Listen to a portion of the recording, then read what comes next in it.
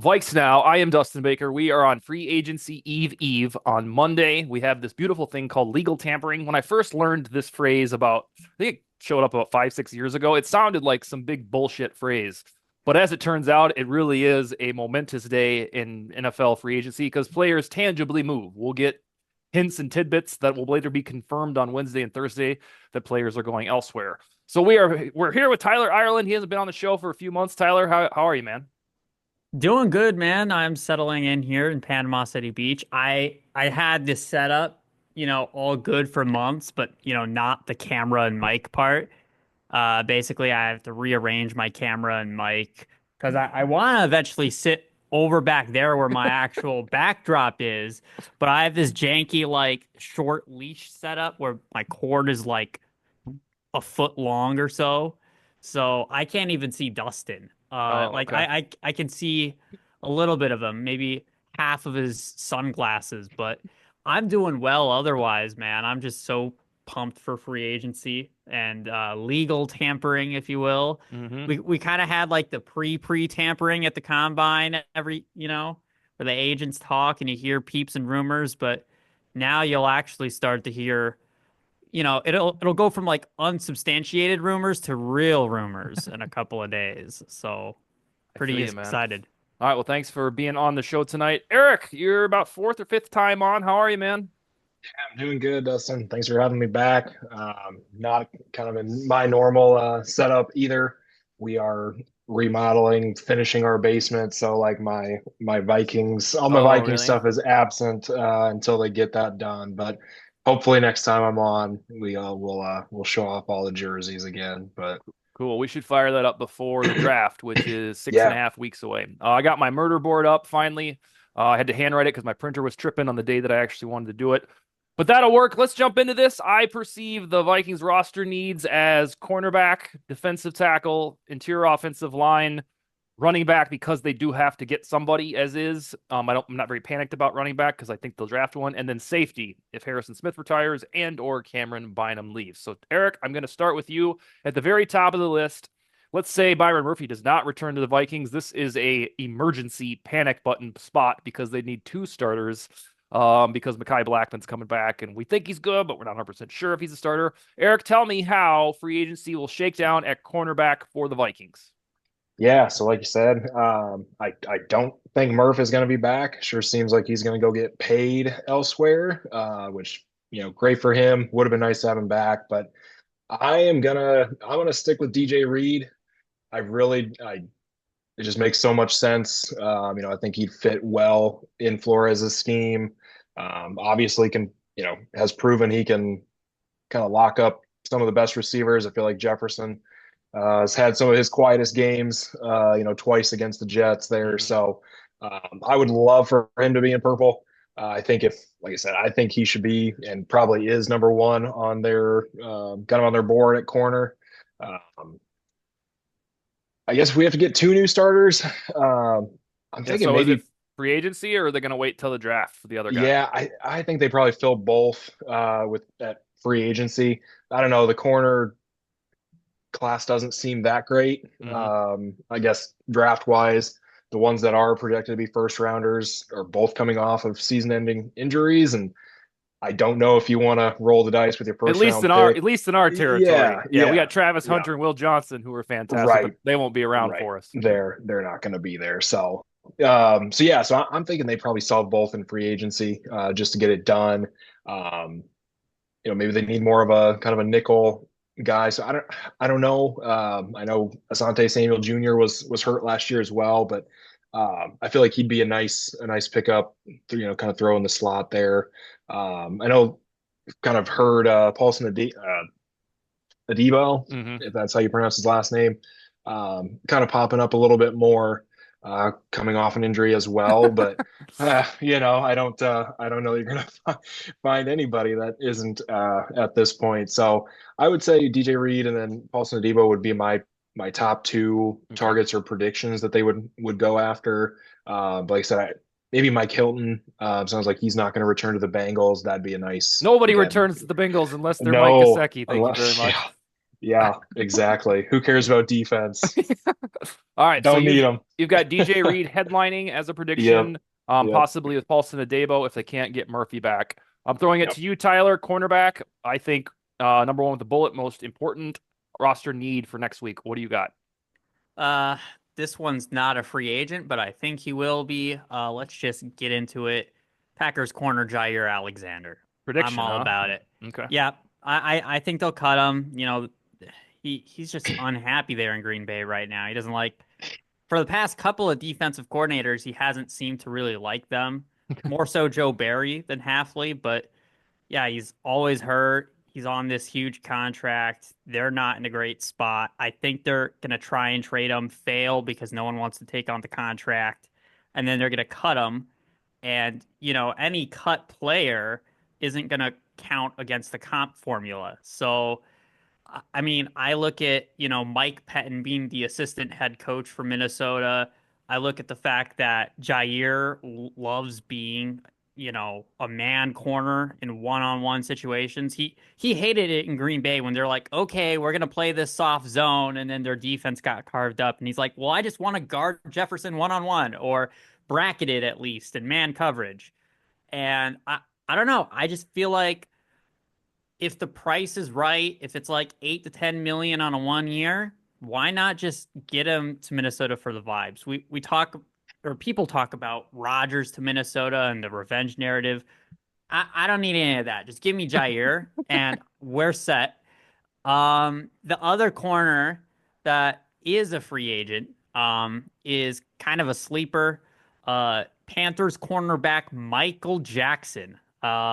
He's got an elite name, obviously, but uh, he was kind of buried on the Seahawks depth chart because they have two really good corners in Devon Witherspoon and Tariq Woolen.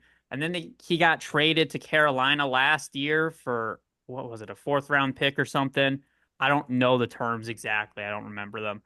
But he was a starter alongside J.C. Horn, and he had the second most pass breakups out of any cornerback last season.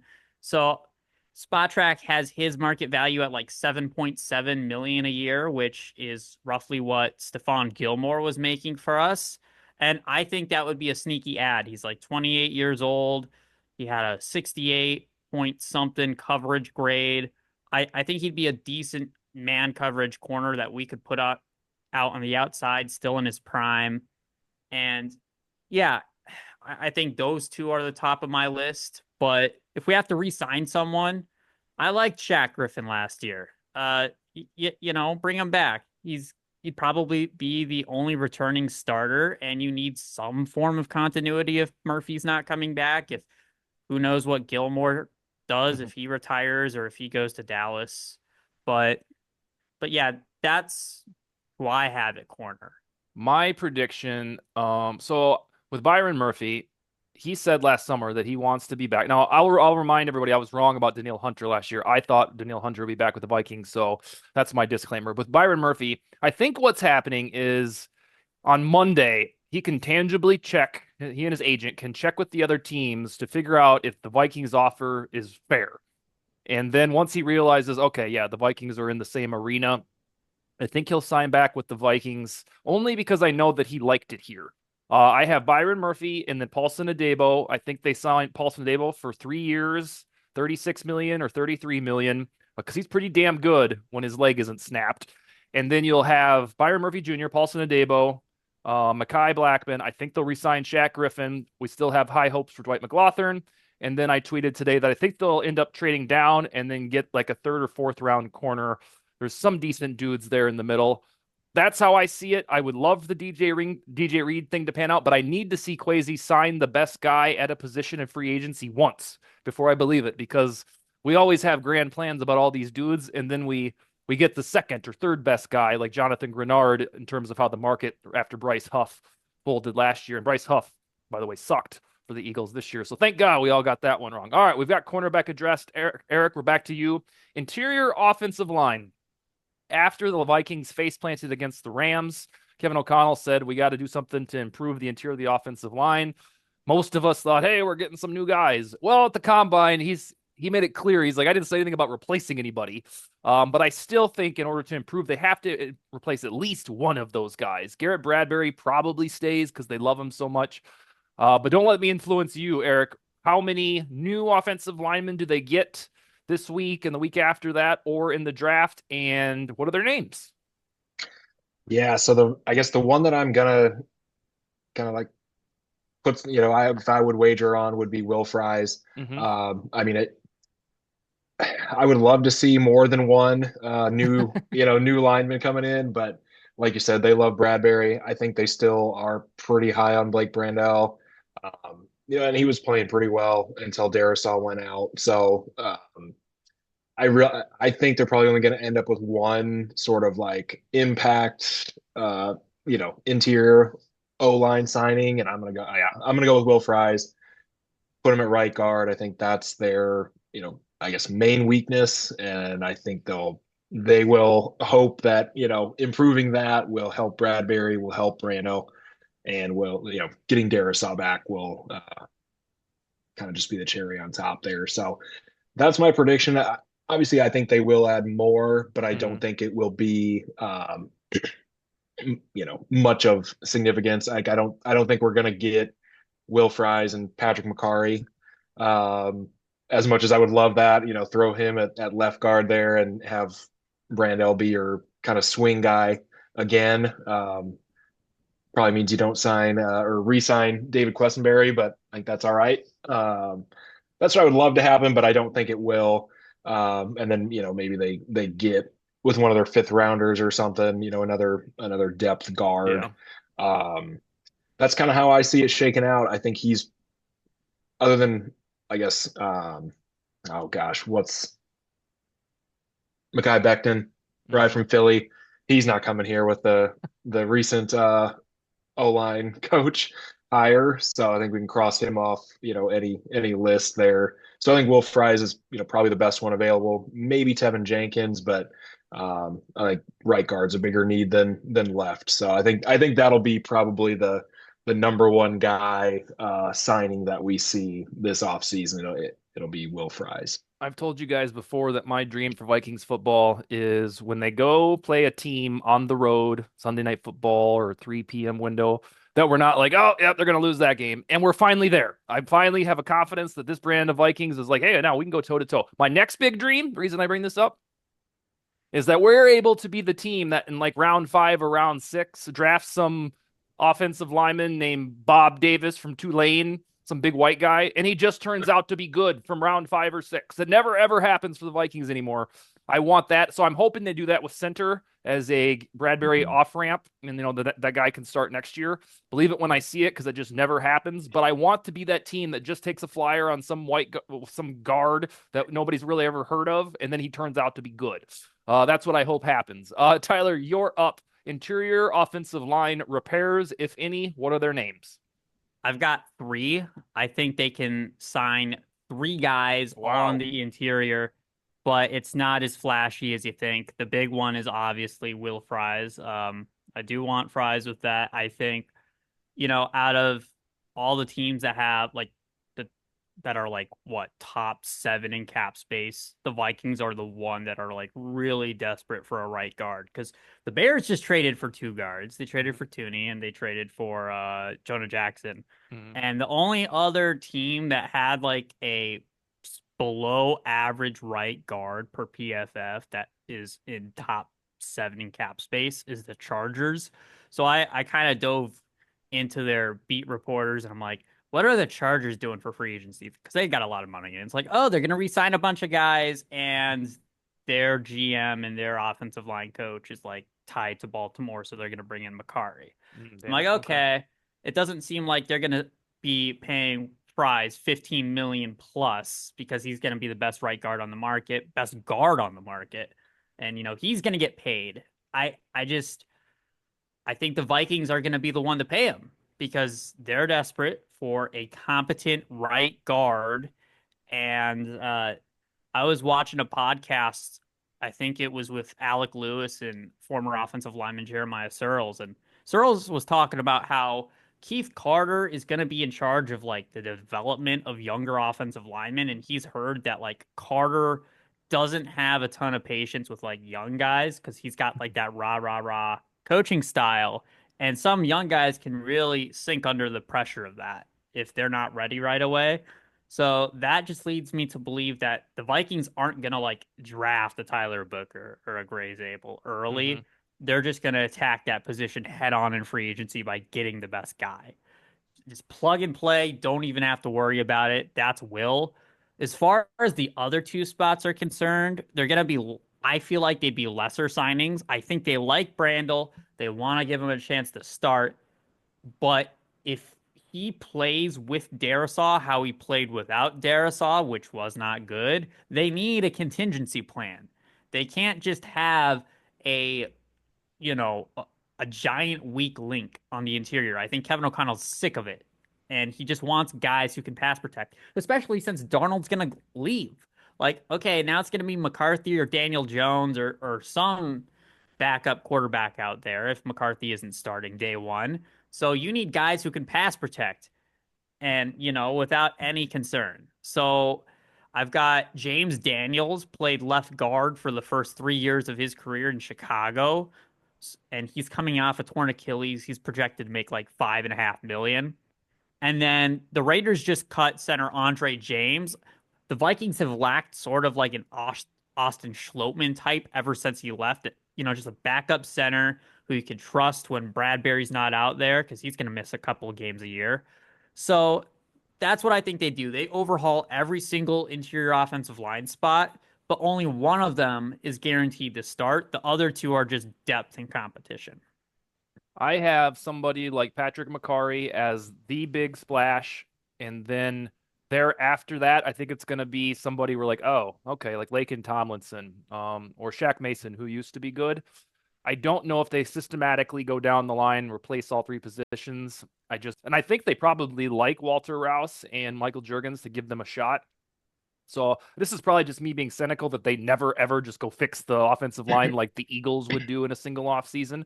So I think we'll see one guard that we're like sweet, and that could be Patrick McCarry, and then somebody who's affordable like Will Hernandez, Laken Tomlinson, Shaq Mason. That would be my pick. And then I don't think Bradbury is gone. If McCarthy's going to start, you want a center who's dependable, who communicates, and that's Bradbury.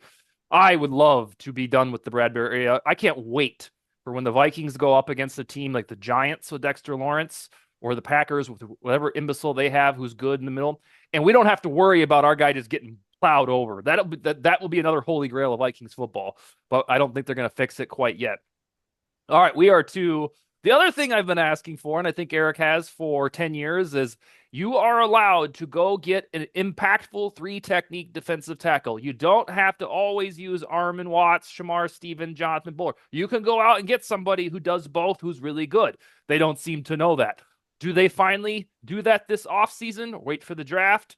Who, if any, Eric, is their defensive tackle repair? Yeah, I mean, I really want to say Milton Williams, right? Just because, I mean, flashed so much during the playoffs, Mm-hmm. especially the Super Bowl. I think it'd be great. I mean, he'd bring something that they haven't had for a long time, but I don't know that they're going to be willing to, pay up the 24, 25 mil a year. I just feel like if they weren't going to go that high on Christian Wilkins last year, a guy that Flores drafted, Mm-hmm. they're probably not going to do that on a rotational guy and from Philly. So as much as I'd love to get him, I do think Javon Hargrave's going to get cut. Jonathan Allen just did get cut. I think that's where they're going. First round of the draft Wait. is D tackle. So I think, and again, to kind of protect their comp picks that they're going to get back from hopefully Cam Robinson, obviously Darnold. I think maybe at D tackle they decide to go with some of these guys that have been released. So Okay. I would say maybe Jonathan Allen more than Javon Hargrave, just due to age. He's a couple years younger. Sounds like his agents are Minnesota based, so they wanted Minnesota to trade for him. So I think he is probably the kind of the bigger name signing at D tackle. whether the production and everything kind of lives up to the name anymore, who knows? But it's going to be, in my opinion, it would still be better than you know, Jerry Tillery, Oh, Jonathan yeah. Bullard, There's right? no Like, opinion. That is a fact, my yeah. friend. Yeah. So it's like, if those guys could be somewhat productive and be like, oh, that wasn't the worst signing, ever. Imagine what somebody with some, actual talent and proven track record will do with Flores. Like, give me Jonathan, 30-year-old Jonathan Allen any day, with Flores coaching him. So I think that's the route they'll go at D tackle and then draft one. Hopefully it's Derek Harmon or Walter Nolan, Hmm. one of those two dudes. I would be just ecstatic. So I think that's where they go. I do like the guy from the Chiefs, Wharton, I Hmm. think is his last name. I would I'd like him to, kind of take a shot on him as well. I think he can, add definitely some talent, pass rush, as well as seems like plays the run pretty well. And I don't think he would break the bank, but still be a really, really solid starter rotation, however it kind of plays out. But I would say Jonathan Allen, and then I would like to see the guy from the Chiefs, yeah, make his way over here too. So, and then first round draft picks going to D tackle. I have My like no doubt about that. my bold take for this episode, or bold assertion, is I would be more excited about Jonathan Allen for 7 million per year than Milton Williams at 20. Because I know Milton Williams is good. I don't know if I want to spend 1/3 of the free agent budget on him. I'd rather have a discount with Jonathan Allen. So I'm right there with you. I also think Javon Hargrave would make sense. They can do the old guy thing, a defensive tackle for a year or two, while endorsing your plan of Kenneth Grant, Walter Nolan, Tyleik Williams, one of those dudes in round one, or if they trade back in round two. Tyler, we have, I guess, some bold predictions going with Jonathan Allen. Do you follow suit there, or do you think it's somebody different, or do you think it's nobody? Yeah, I'm following suit with y'all. I like out of all of them you mentioned, I was gonna mention, Wharton, Allen, Hargrave. Of those three, I think Hargrave is the one to watch. He's got Rosenhaus as his agent, and we know how that went last offseason, where it Well, that's a felt like good point. every free agent we signed last offseason was a client of Rosenhaus. So, that wouldn't surprise me. He's still an elite pass rusher. It's just he's awful against the run, Javon Hargrave, but you're really only looking to sign one defensive tackle this offseason Hmm. because you've got three of them on the roster. You've got your nose tackle in Phillips. You've got a good rotational guy in well, yeah, you put up that, but like, yeah, you're right. He can play No, both spots, no, it's that right? they call him a nose tackle, and he's built like a three tech. But continue. Oh, Yeah. well, yeah, built like a nose tackle. Versatility, why not?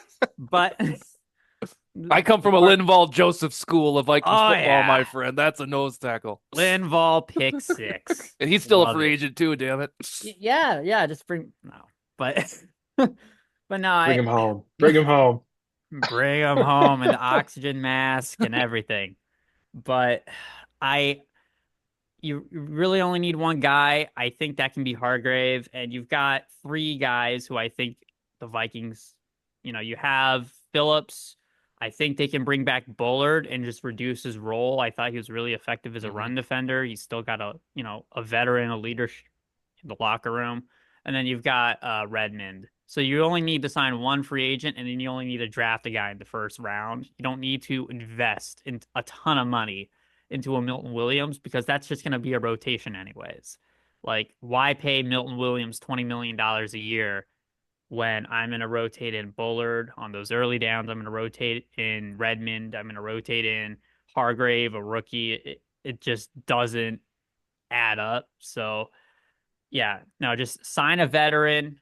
I mean, Allen would be cool too, but I mean, either way, if you sign a guy who is cut by a team, it's not going to count. And if I'm Quasey, I want to maximize the free agents that I can sign without it affecting the formula. So that's what I would do. Yeah, I wanted Milton Williams on like January 31st when his price tag was like $12 million. And then he went and just balled out in the Super Bowl. So Twenty million is a little rich for me, especially because he could turn back into a guy who's just decent or was made good by Jordan Travis and Jalen Carter.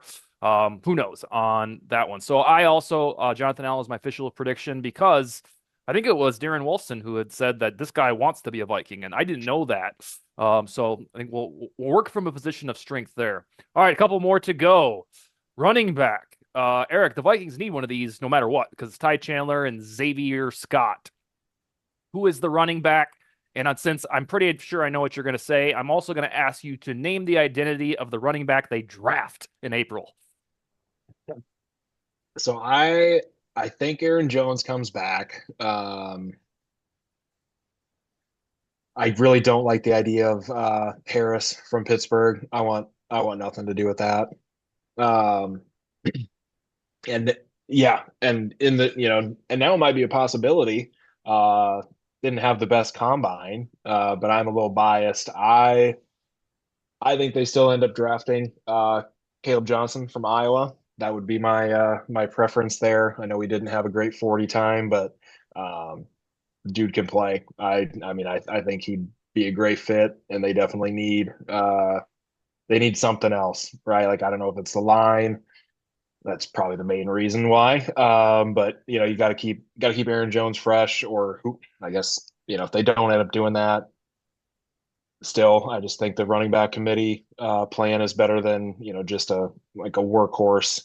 Um, Unless your name's Derrick Henry, I guess, but that's not happening either. So um, I I like the guy. I kind of like the idea of Dowdle from Dallas. I think he might be a decent fit too, but I don't know if he would be too expensive, if I he'd be a doubt it. lot more than Aaron Jones or not. Either the same But or I less. okay, but I think Aaron Jones is back. I mean, unless he gets blown out, our offer gets blown out of the water. But I think he liked it enough here, and you know, finish it out. Like you have a good team, right? Like he had a career season last year with less than ideal blocking. So I think if you can draft a at least first 3 rounds type running back, um, kind of save some of the tread on the tires there, do more of a committee style this year. I think he'll be even more effective. Um, I think they I think they bring back Cam Akers as well. Yeah. I was honestly more impressed with Akers at the end of the year than Jones, to be honest. Like he had a couple, 40, 50-yard runs, and of course he just ran out of gas at the end. Um, but yeah, I felt like when he was in, I mean, he was really productive, showed good burst, not necessarily the long speed there. But yeah, I think Aaron Jones, Cam Akers are back, and then I'll stick with my Caleb Johnson draft pick. I think he falls a little bit because of his combine, and I'm fine with that. So And Akers scooped the pass against the Packers. That turned out to be our yeah, last good moment of the season. Uh, yeah, I think Aaron Jones is doing the exact same thing as Byron Murphy. He wants to get to Monday to check with the Broncos, Steelers, Raiders to make sure that the offer is fair from the Vikings, and I think he'll re-sign with the Vikings. Also, I asked 10 Vikings territory writers what free agent should they avoid? Four of them said Najee Harris because the guy is ultra mid. And if they sign Najee Harris, they think he'll be a slightly better Alexander Madison, which means the Vikings will abandon the run game when he doesn't gash other teams for 5 and 6 yards. So you heard it here and on VikingsTerritory.com. Nobody wants Najee Harris, let me tell you. All right, Tyler, we got about 9 minutes left. Who's your running back prediction for the Vikings and the guy they draft? Because there's going to be like 30 guys, running backs drafted in April. Yeah, I think whether or not it doesn't matter if they bring back Aaron Jones or if they don't. There's one thing that the Vikings have really lacked at running back, and it's a guy who can get you 3 tough yards when you need 3 tough yards. I think Akers and Jones are both similar styles of back where they're, outside zone. They beat you with their elusiveness, but I mean, if it's 3rd and 2, I shouldn't, or 3rd and 3, I don't want to have to give the ball to CJ Ham all the time. I want a running back like a David Montgomery that I can trust. That'll just get me tough yards, please. That's why we've struggled. We've lacked that throughout KOC's entire tenure. So Caleb Johnson is someone I really like for that because he fits the outside zone scheme, but he's also just really tough in between the tackles. Quinshawn Junkins from Ohio State's another one that I look at where he's like, man, I think he could get me some tough yards. There's late round guys. Ja'Cory Krosky Merritt is someone I like. Maybe not a tough yard guy, but just someone you could get on day 3. Raheem Sanders, his nickname's Rocket. So Rocket Sanders would be pretty cool. He's got some receiving ability, you know, pretty good in between the tackles as well. I mean, this draft is really deep at running back, so they're going to have plenty of options to address it, whether it's in the first couple of days or if it's even day 3. I think they can find a quality rotational running back, you know, in rounds 4, 5, 6, 7. They don't necessarily need to invest early if they bring back Aaron Jones. Now, if it's just Cam Akers that they re-sign and Ty Chandler, then they have to draft one earlier. But I, it would be so shocking to me if they didn't bring back Aaron Jones because that just means every single guy that we realistically could have re-signed, we just let walk. Murphy gone, Bynum gone, Darnold gone, Jones gone. Like we have 60 million plus in cap space. Are we going to use it to bring Yeah. someone back? But yeah, we've got plenty of options. I think Aaron Jones will be back for like 2 years, 12 million, and like 8 or 9 of it will be guaranteed. And then I think Travion Henderson, that's kind of the guy I've circled. If they trade back, they can still get him like bottom of round 2, top of round 3. But truth be told, with any of like the top 8 running backs on, consensus, the big board, I'd be like, all right, cool, we can make this work. They're all so damn good. All right, we are to you, Eric.